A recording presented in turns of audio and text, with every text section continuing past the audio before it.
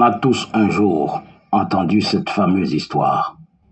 La célèbre star d'Hollywood, Marilyn Monroe, est morte tragiquement peu de temps après avoir éconduit sans ménagement le pasteur Billy Graham, qui était venu lui demander de vouer sa vie à Jésus-Christ. Au dire des chrétiens, c'était une punition divine. Mais hélas, la vérité est beaucoup plus dérangeante.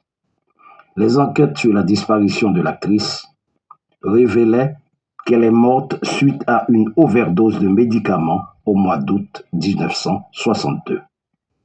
Il n'existe aucune preuve documentée, aucun témoignage direct stipulant que Billy Graham ait rencontré Marilyn Monroe, et encore moins qu'une telle conversation ait jamais eu lieu. Non.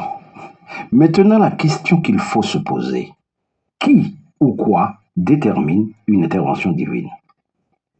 Quand Dieu intervient-il au cas par cas pour punir mortellement un pécheur impénitent?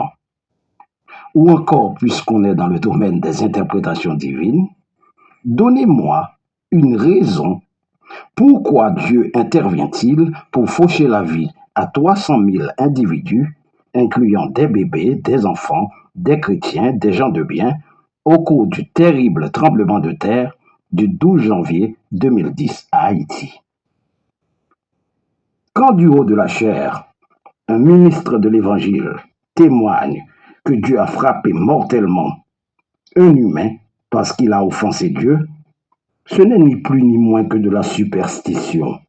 Ou pire, c'est mentir effrontément pour faire la promotion de Dieu, comme s'il leur avait demandé quelque chose.